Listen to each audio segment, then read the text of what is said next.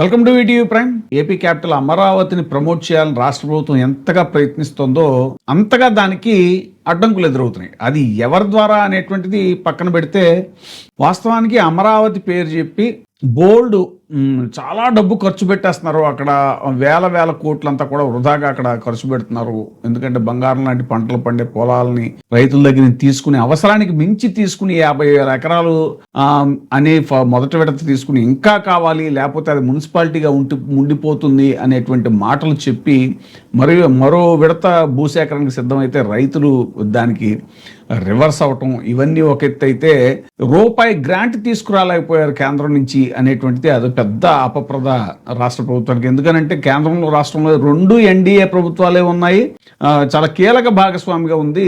అక్కడ కేంద్రంలో బీజేపీ సర్కార్ నడవడానికి చంద్రబాబు నాయుడు గారి మద్దతు చాలా అవసరం అనేటువంటిది. సో పదే వాళ్ళు డబుల్ ఇంజన్ సర్కార్ అని చెప్పుకుంటూ ఉంటారు. కానీ మరి అదేంటి, ప్రతిసారి ట్రబుల్ ఇంజన్ సర్కార్ లాగా నడుస్తుంది తప్ప డబుల్ ఇంజన్ సర్కార్లో నడవట్లేదు. రాజధాని కానీ పోలవరం కానీ ఏది చూసుకున్నా కూడా, ముఖ్యంగా రాజధాని విషయానికి వస్తే ఇప్పుడు చాలా భారీ ఎత్తున రోడ్స్ అన్ని కూడా ఓఆర్ఆర్ అని, ఆ రోడ్లు సీడ్ యాక్సెస్ రోడ్డు, ఆ రోడ్డు ఈ రోడ్డు అని చాలా విపరీతంగా ఖర్చు పెడుతున్నాం రోడ్లకి, ఇన్ఫ్రాస్ట్రక్చర్కి అని చెప్తున్నటువంటి రాష్ట్ర ప్రభుత్వం చెప్తున్న తరుణంలో కేంద్ర ప్రభుత్వం రోడ్లకి చాలా భారీగా కోతలు విధించింది. వీళ్ళు ఏదైతే డిపిఆర్ ఇచ్చారో దాంట్లో ఈ రోడ్డు ఆ రోడ్డు ఆ రోడ్డు ఈ రోడ్డు అని, దాంట్లో ఇన్ని రోడ్లు అవసరం లేదు, ఇదేం చాలా ఎక్కువ అవుతుంది అని చెప్పేసి కేంద్ర ప్రభుత్వం ఒక ప్రణాళిక సిద్ధం చేసినట్టుగా తెలుస్తోంది.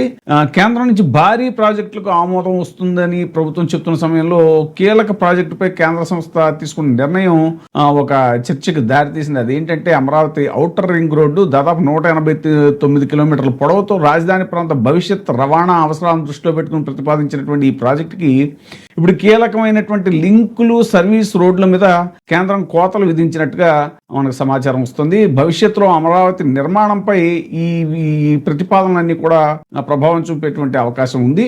విజయవాడ, గుంటూరు, తెనాలి, మంగళగిరి ప్రాంతాలను అనుసంధానం చేస్తూ భారీ రింగ్ రోడ్డు నిర్మించాలని రాష్ట్ర ప్రభుత్వం ప్రతిపాదించింది. దాని ద్వారా ఏంటంటే రాజధాని ప్రాంతంలో ట్రాఫిక్ ఒత్తిడి తగ్గుతుంది. భవిష్యత్తులో పరిశ్రమలు, టౌన్షిప్లు అభివృద్ధి చెందడానికి అవకాశం ఉంటుంది. జాతీయ రహదారులతో వేగవంతమైన అనుసంధానం ఏర్పడుతుంది. అమరావతి చుట్టూ కొత్త ఆర్థిక కారిడార్ ఏర్పడేటువంటి అవకాశం ఉంటుంది అని చెప్పేసి వాళ్ళు ప్రతిపాదించారు. ఈ మొత్తం ప్రాజెక్టుకి దాదాపు 38,450 కోట్ల రూపాయలు వ్యయం అవుతుందని రాష్ట్ర ప్రభుత్వం అంచనా.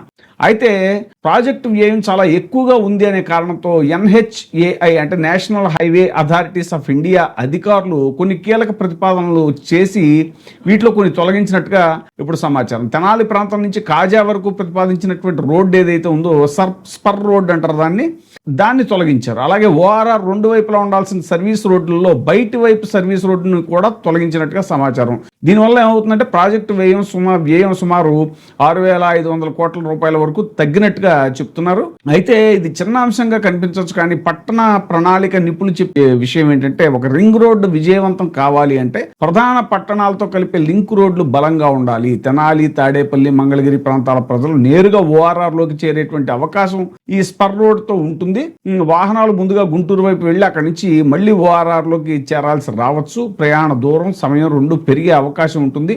సో సర్వీస్ రోడ్లు అనేవి చిన్న రోడ్లుగా అనిపించవచ్చు, కానీ స్థానిక ట్రాఫిక్, గ్రామీణ ప్రాంత కనెక్టివిటీ, వాణిజ్య అభివృద్ధి, పారిశ్రామిక జోన్లు ఇవన్నీ కూడా సర్వీస్ రోడ్ల చుట్టూ అభివృద్ధి చెందుతాయి.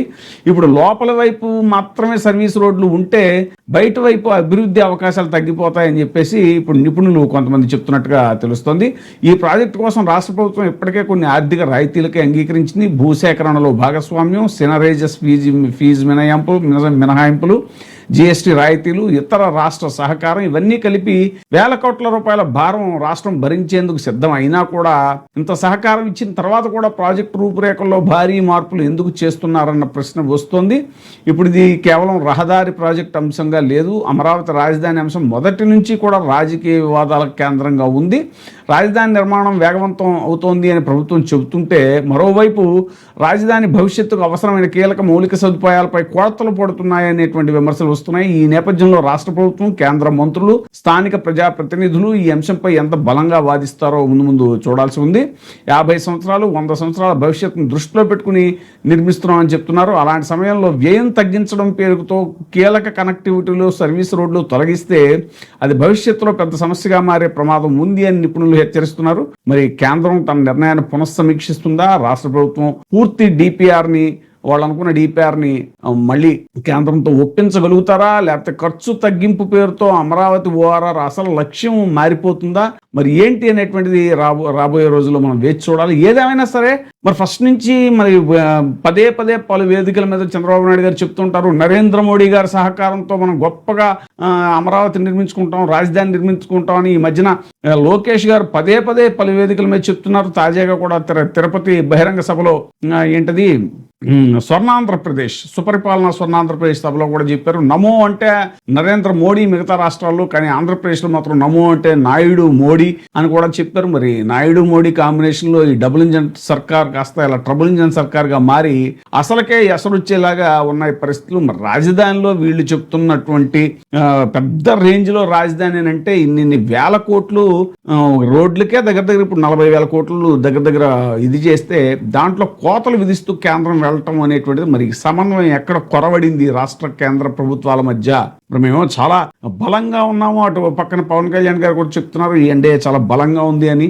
మరి ఎక్కడ ఈ తేడా వస్తుంది అనేటువంటిది వేచి చూడాలి. అందుకే ఇవన్నీ కూడా ఈ ప్రహసనాలన్నీ లేకుండా జగన్మోహన్ రెడ్డి గారు మావిగాన్ అనే ప్రతిపాదన తీసుకొచ్చి already road connectivity, port connectivity, railway connectivity ఉన్నటువంటి ఏరియాలను కనుక మనం ఎస్టాబ్లిష్ చేసుకుంటే అక్కడే కనుక రాజధాని, ఏవైతే రాజధానికి కావాల్సినటువంటి బిల్డింగ్ లో ఇంకోటో సమకూర్చుకోగలిగితే చాలా తక్కువ ఖర్చుతో మనం కావాలనుకున్నటువంటి ఏపీకి ఒక మంచి రాజధానిని తయారు చేసుకోవచ్చు అని ఇలాగా ఆయన ఇచ్చిన మావిగాన్ ప్రతిపాదనకి అంత ప్రాచుర్యం లేదంటే అంత డిస్కషన్లోకి రావడానికి అదే కారణమైంది. కానీ అది ఖచ్చితంగా అధికార పార్టీ ఒప్పుకునే పరిస్థితి ఉండదు.